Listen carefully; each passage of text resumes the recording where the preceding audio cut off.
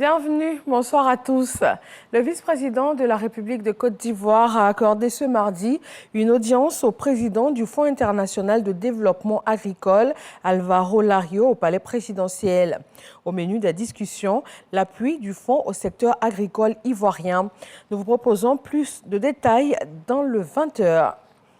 Une messe pour le repos de l'âme du premier président de la République de Côte d'Ivoire, Félix Houphouët-Boigny, a été dite aujourd'hui, 18 octobre, jour d'anniversaire de la naissance du père de la nation ivoirienne.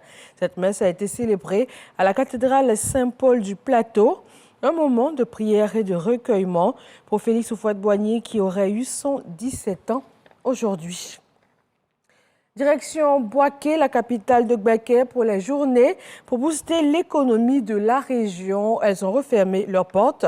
On a pu noter plusieurs acquis, notamment pour le secteur privé local, les renforcements des capacités et l'ouverture d'un pôle régional de formation et d'incubation.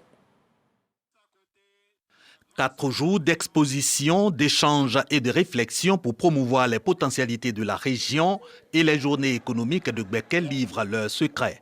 213 entrepreneurs mis en phase avec le partenariat public-privé, les capacités de 50 d'entre eux renforcées, le secteur privé local galvanisé quant aux opportunités offertes par la CAN 2023 et le partenariat public-privé qui conviennent à Gbeke trouvés. Le tout couronné par l'ouverture officielle du centre consulaire de formation, également pôle d'affinement et de production d'opérateurs économiques. À Bouaké, nous avons été plus que surpris. Il y a des potentialités à Bouaké, que rien n'est perdu pour Bouaké et qu'il faut se mettre ensemble. L'administration, le secteur privé, la société civile, toute la population, pour que effectivement nous puissions repartir. Pour encourager les journées économiques et leurs acteurs, le patron de ces rendez-vous s'engage à intégrer les recommandations en droite ligne avec les objectifs de son département ministériel, entre autres la labellisation et la valorisation des produits agricoles, la professionnalisation des fonctions de commerçants et de transporteurs, la mise en place d'un plan local d'industrialisation. Objectif, relance de l'économie de Gbeke.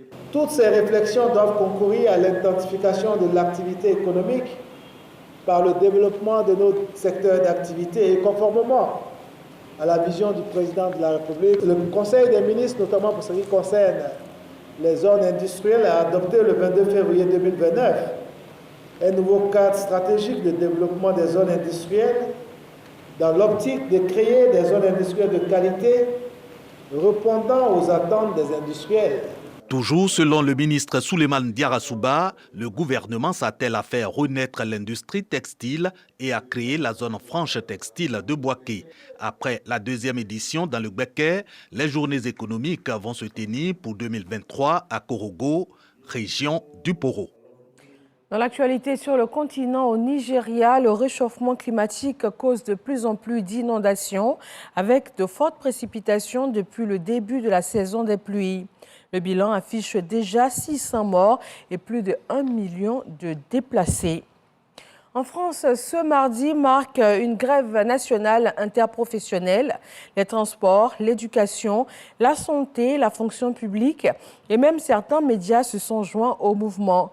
Plusieurs revendications, notamment la hausse des rémunérations en période d'inflation et la protection du droit de grève, mis en cause par les réquisitions de salariés dans les raffineries d'essence survenues la semaine dernière. Et puis, ces 2300 délégués du Parti communiste chinois qui sont réunis à Pékin, ils vont décider du renouvellement de la direction de l'appareil d'État.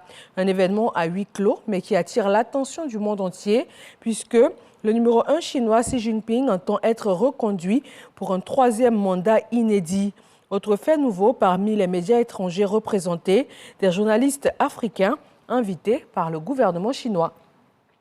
Voilà, c'est avec grand plaisir que nous vous donnons rendez-vous à 20h sur RTI 1.